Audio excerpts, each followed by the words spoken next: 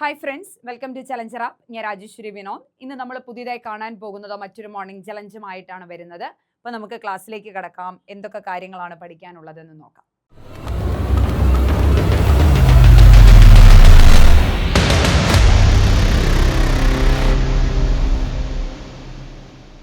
ഒന്നാമത്തെ ക്വസ്റ്റ്യൻ ഇതാണ്. മോറൽ ദിലൈമ ആരുമായി ബന്ധപ്പെട്ട ആശയമാണ്? മോറൽ ദിലൈമ ആരുമായി ബന്ധപ്പെട്ട ആശയമാണ്? നമുക്കറിയാം, ദിലൈമ, ഹെയ്ൻസ് ദിലൈമ അഥവാ മോറൽ ദിലൈമ എന്ന് പറയുന്ന ഒരു സാങ്കല്പിക കഥയാണ്. ഒരു സാങ്കല്പിക കഥയാണ് മോറൽ ദിലൈമ എന്ന് പറയുന്നത്. സാൻമാർഗിക വികസനത്തിന്റെ വക്താവായ ലോറൻസ് കോൾബർഗുമായി ബന്ധപ്പെട്ട പദമാണ് ഹെയ്ൻസ് ദിലൈമ. ചിക്കാഗോയിലെ 72 വെള്ളക്കാരായ കുട്ടികൾക്ക് മുമ്പിൽ തന്റെ പ്രശസ്തമായ ദിലൈമയുടെ കഥ അവതരിപ്പിച്ച് അതിൽ നിന്ന് കുട്ടികളുടെ നിന്ന് കിട്ടിയ കാര്യങ്ങളെ വെച്ചുകൊണ്ട് വസ്തുനിഷ്ഠമായി പഠിച്ച് മൂന്ന് ഘട്ടങ്ങളിലായി 6 തലങ്ങൾ ആവിഷ്കരിച്ച വ്യക്തിയാണ് ലോറൻസ് കോൾബർഗ് എന്ന് പറയാം. അപ്പൊ ആരുടെയാണ് മോറൽ ദിലൈമ?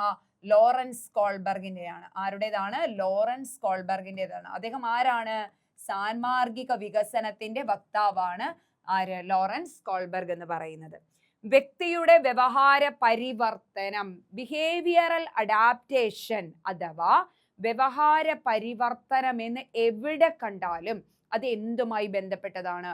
പഠനവുമായി ബന്ധപ്പെട്ടതാണ്. ഈ നമ്മുടെ ക്വസ്റ്റ്യൻ പേപ്പറിലോ നമ്മൾ കേൾക്കുന്നിടത്തോ പറയുന്നിടത്തോ വ്യവഹാര പരിവർത്തനം, ബിഹേവിയർ മോഡിഫിക്കേഷൻ നടക്കുന്നത് ലേണിങ്ങിലൂടെ, പഠനത്തിലൂടെ, അനുഭവത്തിലൂടെയാണ്. അനുഭവത്തിലൂടെ നമ്മൾ ആർജിക്കുന്ന നമ്മുടെ ബിഹേവിയർ മോഡിഫിക്കേഷനെയാണ് പഠനം എന്ന് പറയുന്നത്. സോ വ്യവഹാര പരിവർത്തനം ഈസ് ഈക്വൽ ടു പഠനം എന്ന് പഠിച്ചു വയ്ക്കുക. സോ ഒരു വ്യക്തിയുടെ വ്യവഹാര പരിവർത്തനത്തിൽ നിന്ന് അനുമാനിക്കാവുന്ന പ്രക്രിയയാണ് പഠനം. അപ്പൊ വ്യവഹാര പരിവർത്തനം എന്ന് കേട്ടാൽ ലേണിംഗ് എന്ന് ഓർത്തു വെക്കുക. ശ്രമപരാജയ പഠനങ്ങൾ തോണ്ടേക്ക് നടത്തിയത്. ഇങ്ങനെയും ചോദ്യം ചോദിക്കാം. ശ്രമപരാജയം ആരുടെയെന്ന് ചോദിക്കാം. കഴിഞ്ഞ ക്ലാസ്സിൽ നമ്മൾ കണ്ടതാണ്. ഇതേ ഡ്രസ്സ് എടുത്തത് കൊണ്ട് എനിക്ക് മറവിയില്ല, അപ്പൊ ഞാൻ ഓർത്തിരിക്കുന്നുണ്ട്. കഴിഞ്ഞ ക്ലാസ്സിൽ നമ്മൾ പഠിച്ചതാണ്. അപ്പൊ ശ്രമപരാജയം ആരുടെ? അപ്പൊ ശ്രമപരാജയ പഠനം തോണ്ടേക്ക് നടത്തിയ എന്തിലാണ്? Puzzle box. അദ്ദേഹത്തിന്റെ പൂച്ചയിലാണ്, അല്ലെ? പൂച്ചയിലാണ് ശ്രമപരാജയ പഠനം നടത്തിയത്.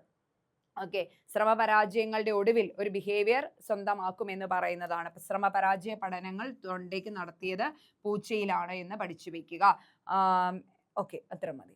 തോണ്ടേക്കിന്റെ പഠന നിയമങ്ങൾ അറിയപ്പെടുന്ന പേര് എന്താണ്? തോണ്ടേക്കിന്റെ പഠന നിയമങ്ങൾ പ്രധാനമായിട്ടും അദ്ദേഹത്തിന് 3 നിയമങ്ങൾ ഉള്ളത് കൊണ്ട് തന്നെ പഠനത്രയം എന്നാണ് അറിയപ്പെടുന്നത്. 3 നിയമങ്ങളാണ്. അഭ്യാസ നിയമം, ആവർത്തന നിയമം, ഫല നിയമം എന്നിങ്ങനെ 3 നിയമങ്ങളാണ്. ഏതൊക്കെയാണ്? അഭ്യാസ നിയമം, ആവർത്തന നിയമം, അഭ്യാസ നിയമം, ആവർത്തന നിയമം, ഫല നിയമം. അഭ്യാസ നിയമം, ആവർത്തന നിയമം, ഫല നിയമം എന്നിങ്ങനെ 3 നിയമങ്ങളാണുള്ളത്. തോണ്ടേക്കിന്റെ പഠന നിയമങ്ങൾ അറിയപ്പെടുന്ന പേരാണ് പഠനത്രയം എന്ന പേരിലാണ് അറിയപ്പെടുന്നത്. അഭ്യാസ നിയമം, ആവർത്തന നിയമം, ഫല നിയമം എന്നീ പേരുകളിലാണ് അറിയപ്പെടുന്നത്. പ്രബലനത്തിന് ഊന്നൽ നൽകുന്ന പഠന സിദ്ധാന്തം. പ്രബലനം എന്ന പദം നമ്മൾ ആകെ കേൾക്കുന്ന വ്യവഹാരവാദികളുടെ പാവ്ലോവിന്റെയും തോണ്ടേക്കിന്റെ സ്കിന്നറിന്റെ ഒക്കെ ക്ലാസ്സുകളിലാണ്, അല്ലെ? അപ്പൊ പ്രബലനത്തിന് ഊന്നൽ നൽകുന്ന സ്കിന്നറാണ്. പ്രബലനം എന്ന പദം വിദ്യാഭ്യാസ മേഖലയിലേക്ക് സംഭാവന ചെയ്ത വ്യക്തി സ്കിന്നറാണ്. പ്രബലനം എന്ന പദം വിദ്യാഭ്യാസ മേഖലയിലേക്ക് സംഭാവന ചെയ്ത വ്യക്തി ആരാണ്? സ്കിന്നറാണ്. പ്രബലനത്തിന് ഊന്നൽ നൽകുന്ന പഠന സിദ്ധാന്തമാണ് വ്യവഹാരവാദം. ബിഹേവിയറിസം അഥവാ വ്യവഹാരവാദ പഠന സിദ്ധാന്തങ്ങളിലാണ് പ്രബലനം എന്ന പദം ഊന്നൽ നൽകി നിൽക്കുന്നത് എന്ന് കാണാനായിട്ട് സാധിക്കും. അടുത്തതാണ് സർപ്പിള പാഠ്യപദ്ധതി. സർപ്പിള പാഠ്യപദ്ധതി എന്നാൽ എന്താണ്? ഇതാണ് സർപ്പിള പാഠ്യരീതി അഥവാ സ്പൈറൽ മെത്തേഡ് എന്ന് പറയും, അല്ലെ? അതായത് ചെറുപ്പകാലത്ത് ആർജിക്കുന്ന അറിവുകളുടെ വലിയ കൂമ്പാരമാണ് മുകളിലേക്ക് പോകുമ്പോൾ കുട്ടി ആർജിച്ച് ഇങ്ങനെ തുടങ്ങുന്ന സാധനം ഇങ്ങനെ വരുമ്പോഴേക്കും ഇങ്ങനെ വികസിച്ചു പോകുന്നതിനെയാണ് സർപ്പിള പാഠ്യപദ്ധതി അഥവാ ചാക്രികാരോഹണ രീതി. ആരുടേതാണ്? ബ്രൂണറുടേതാണ്. ചാക്രികാരോഹണ രീതി ബ്രൂണറാണ് സംഭാവന നൽകിയത്. കൂടാതെ കണ്ടെത്തൽ പഠനവും അദ്ദേഹത്തിന്റെ സംഭാവനയാണ്. അദ്ദേഹത്തിന്റെ സിദ്ധാന്തത്തിന്റെ പേരാണ് കണ്ടെത്തൽ പഠനം എന്ന് പറയുന്നത്. കണ്ടെത്തൽ പഠനം എന്ന് പറയുന്നത് പഠിച്ചു വയ്ക്കണേ. ആശയ സമ്പാദന മാതൃക ആവിഷ്കരിച്ചത്. കോൺസെപ്റ്റ് അറ്റൈൻമെന്റ് മോഡൽ അഥവാ ആശയ സമ്പാദന മാതൃക. ഈ കോൺസെപ്റ്റും ആരുടേതാണ് മക്കളെ? ബ്രൂണറുടേതാണ്. ഓക്കെ, ആശയ സമ്പാദന മാതൃക അഥവാ കോൺസെപ്റ്റ് അറ്റൈൻമെന്റ് മോഡലും ബ്രൂണറുടേതാണ്. കണ്ടെത്തൽ പഠനം അദ്ദേഹത്തിന്റെ സംഭാവനയാണ്. ചാക്രികാരോഹണ രീതി അദ്ദേഹത്തിന്റെ സംഭാവനയാണ്. ആശയാധാന മാതൃകയും ബ്രൂണറുടെ സംഭാവനയായിട്ടുണ്ട് എന്ന് കാണാം. ക്ഷേത്ര സിദ്ധാന്തത്തിന്റെ ഉപജ്ഞാതാവ് ആരാണ്? ഫീൽഡ് തിയറി അഥവാ ക്ഷേത്ര സിദ്ധാന്തം കർട്ട് ലെവിന്റെയാണ്. അദ്ദേഹം ഒരു വൈജ്ഞാനികവാദിയാണ്. വൈജ്ഞാനികവാദത്തോട് കൂടുതൽ അടുപ്പമുള്ള വ്യക്തിയാണ് കർട്ട് ലെവിൻ. അദ്ദേഹം തന്റെ ക്ഷേത്ര സിദ്ധാന്തത്തിൽ പ്രാധാന്യം നൽകുന്നത് കേന്ദ്രത്തിനാണ്. ഒരു വ്യക്തി അല്ലെ ഒരു കേന്ദ്രത്തിനാണ് പ്രാധാന്യം നൽകുന്നത്.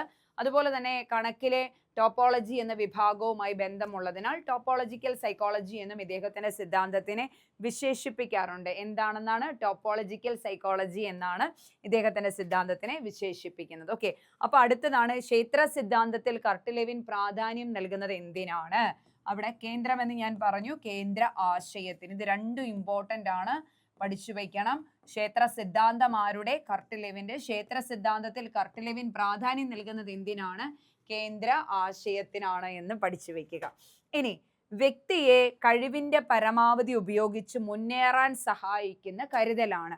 ഇവിടെ നമുക്ക് അറിയത്തില്ലേ, ക്വസ്റ്റ്യൻ ആൻസർ അറിയത്തില്ല. അപ്പൊ വ്യക്തിയെ കഴിവിന്റെ പരമാവധി ഉപയോഗിച്ച് മുന്നേറണം. അപ്പൊ വ്യക്തിക്ക് നിലവിലുള്ള ഒരു കഴിവുണ്ട്, അവിടെ നിന്നും അയാൾ കയറി ചെല്ലേണ്ട ഒരു അവസ്ഥയുമുണ്ട്. അപ്പൊ ഈ ഒരു നിലവിലുള്ള അയാളുടെ ഈ അവസ്ഥയിൽ നിന്ന് ഈ അവസ്ഥയിലേക്ക് നമ്മൾ കൈപിടിച്ച് കൊണ്ടുപോകണം.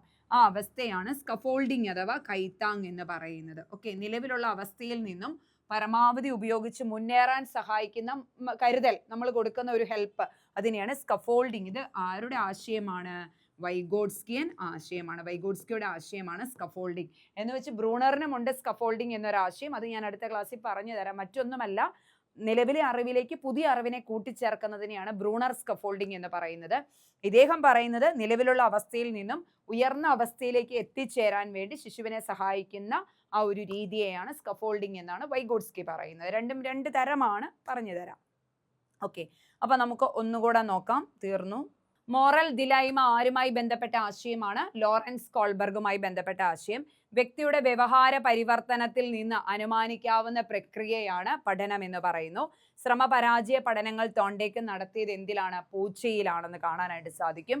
അടുത്തതാണ് തോണ്ടേക്കിന്റെ പഠന നിയമങ്ങൾ അറിയപ്പെടുന്ന പേര് പഠനത്രയം എന്നാണ്. അഭ്യാസ നിയമം, ആവർത്തന നിയമം, ഫല നിയമം എന്നീ 3 നിയമങ്ങളാണുള്ളത്. പ്രബലനത്തിന് ഊന്നൽ നൽകുന്ന പഠന സിദ്ധാന്തമാണ് വ്യവഹാരവാദം എന്ന് പറയുന്നത്. സർപ്പിള പാഠ്യപദ്ധതിയുടെ വക്താവാണ് ബ്രൂണർ. ആശയാധാന മാതൃക ബ്രൂണറുടെ. ആശയ സമ്പാദനയുണ്ട്, ആശയാധാന മാതൃകയും ബ്രൂണറുടേതാണ്. അടുത്തതാണ് ക്ഷേത്ര സിദ്ധാന്തത്തിന്റെ ഉപജ്ഞാതാവ് കർട്ട് ലെവിൻ ആണ്. ക്ഷേത്ര സിദ്ധാന്തത്തിൽ കർട്ട് ലെവിൻ പ്രാധാന്യം നൽകുന്നത് കേന്ദ്ര ആശയത്തിനാണ്. വ്യക്തിയെ കഴിവിന്റെ പരമാവധി ഉപയോഗിച്ച് മുന്നേറാൻ സഹായിക്കുന്ന കരുതലിനെ സ്കഫോൾഡിങ് എന്ന് പറയുന്നു. അത് വൈഗോട്സ്കിയൻ ആശയമാണ്.